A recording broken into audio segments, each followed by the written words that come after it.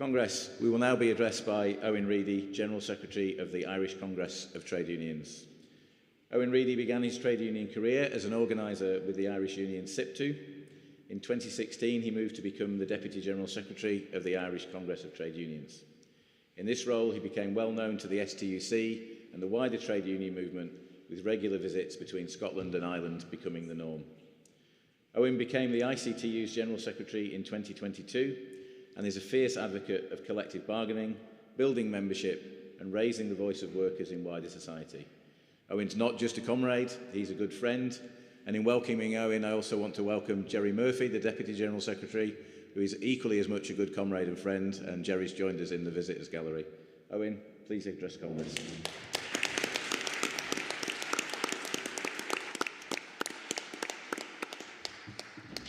Thank you very much, Richard. I saw Richard yesterday and I had to look twice. I saw this man in a suit and a tie and I thought, that cannot be Richard. Mike Clancy would be very impressed, I'm sure. Maybe he's getting some advice, sartorial advice from Mike during his presidency. But can I say, I'm delighted to be here along with Jerry. It's wonderful for us to always come to the STUC conference. It's great to see old friends and we always get to meet new friends. But also, I think when you go to another conference, it reminds me of when I got married about 26 years ago, since divorced. But anyway, you know, you're asked to a lot of weddings at that age, and you go, I like that. We should try that. I'm not too sure if that would work. And it's the same when you go to other conferences. And I have to say, we take a lot of inspiration from what we see here at the STUC.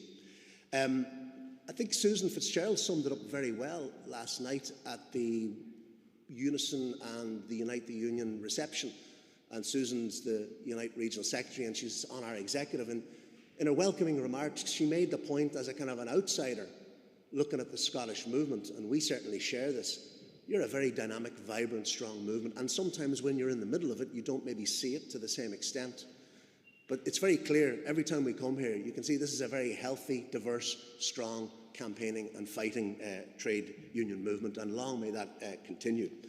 I think there's a couple of reasons for that.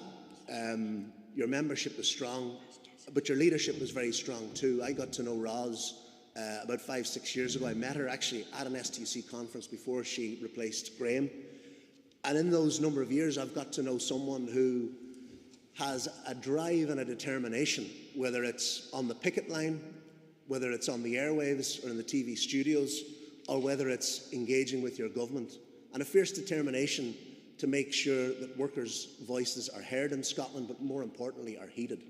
And I think she's an incredible fighter, an incredible leader, and she's a great friend of ours in the Irish movement as well.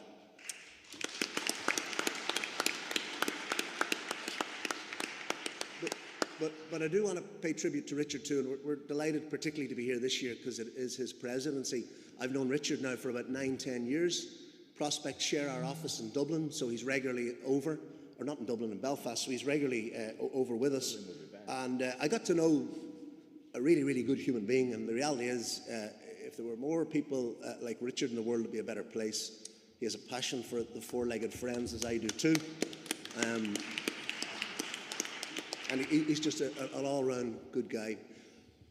I think it's fair to say there are huge parallels between our movements and between our countries. You only have to look at the surnames of many of your trade union leaders and activists and you can clearly see where they all came from, right across the island of Ireland. And we're very proud of all those people, unfortunately, who had to be exported during worse times. But you are our closest ally, along with the TUC in Britain. Despite Brexit, the bonds between the Irish trade union movement and the Scottish trade union movement, and I would say the British trade union movement, are incredibly strong. And they're only going to get stronger over the period ahead. A couple of things that strike me when I think of similarities of things we have to deal with. Obviously, there's the constitutional issue. That was something that you, as a movement, engaged in about 13, 14 years ago, I think it was.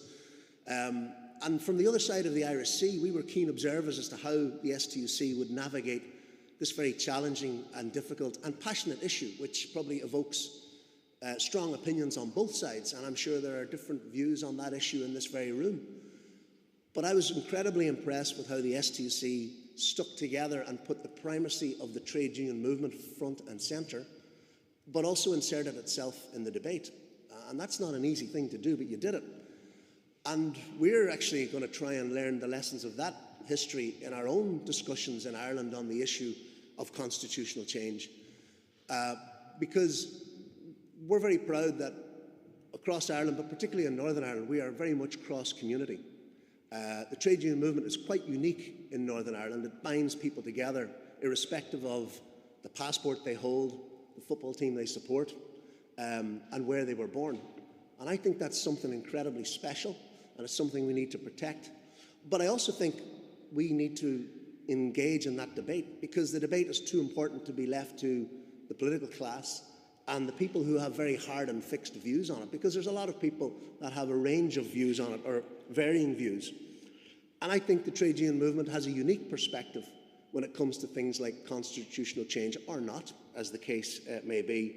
And I think we need to make sure we remain diverse, pluralist, and a big, warm house for everybody and every worker on the island of Ireland. Because the thing I think we have to remember, and we've enough going on in the world that reminds us of it, our values are not confined to some man-made border, and they are always man-made borders. That's the reality of it through history. Our values don't stop at some border. They're internationalist to the core. Social solidarity, global solidarity, campaigning for fairness at work, but fighting for justice in society isn't just a strapline, it's something that we all believe in. There may be differences of opinion in this room on tactics and on strategy and on emphasis of the point, but I have much more in common with each and every one of you than I do with an Irish Tory, even though we speak with different accents and maybe have different passports and things like that. And I think that's a crucial thing to always remember. And when we come to events like this as international guests, it renews our spirit in that, and it reminds us of that, and I think it's great. You might be aware, although you might not, because British media doesn't really cover Ireland. We're very familiar with what goes on this island. You're less familiar with what goes on our island. But you may be aware 2 weeks ago, in the Republic of Ireland, we had major fuel protests and blockades. We essentially had farmers, small businesses, hauliers, agricultural contractors protesting initially, and they have a grievance, there's no doubt about it. The people to blame would be the lunatic in the White House and the war criminal in Tel Aviv for the rising price of oil. We should remember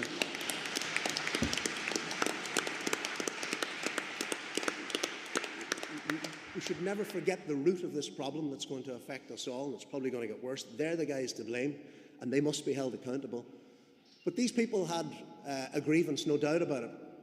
But it struck me watching them, their grievance is no more significant or no more important than the hundreds of thousands of workers who've been struggling with a cost of living crisis before that Egypt Trump got re-elected for a second time.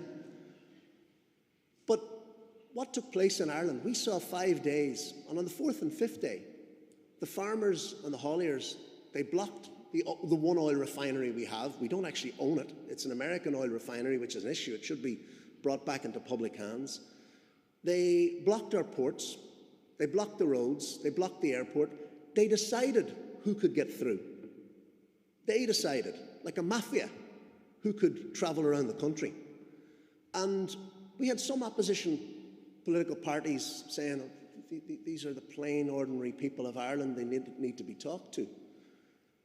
And I just thought, look at the double standards here. If workers did this, what would happen?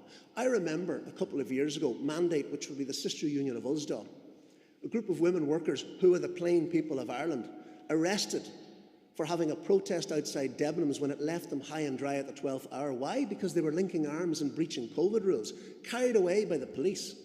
We all know in this room, if we have official industrial action, we have to ballot, we have to serve notice.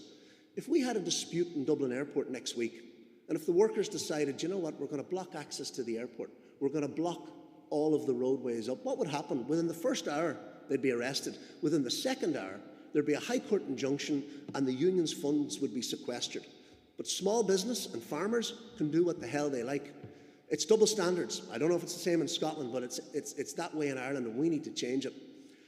And we have our executive tomorrow, and I'll be joined online with Susan and others, and we have a discussion to have within our movement, because I think there's been an air of complacency, if I'm honest, in the Irish labour movement in the last decade.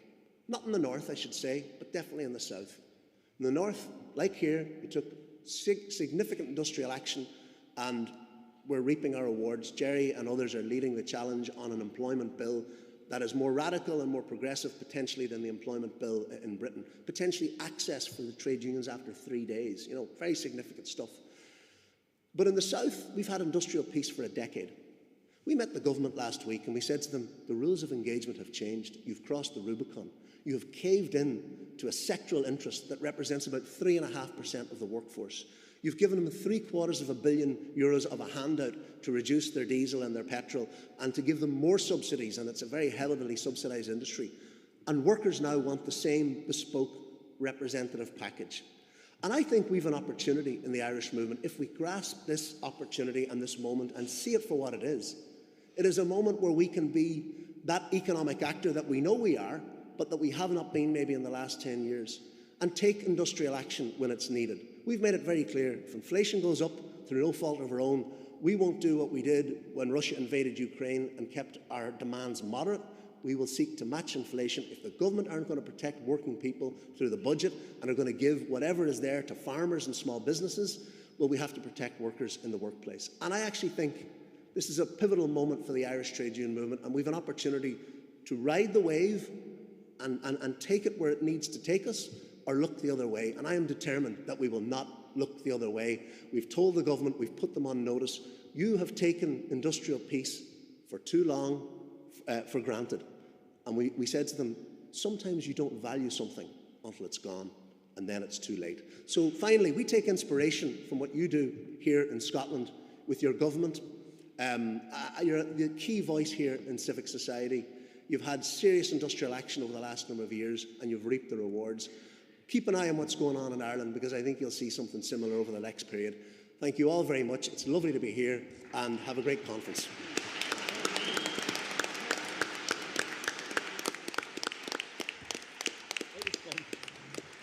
Thanks, Owen. It's always a privilege to hear you speak, and you were as insightful and inspirational as ever. Thanks very much. Thanks very much for being my friend.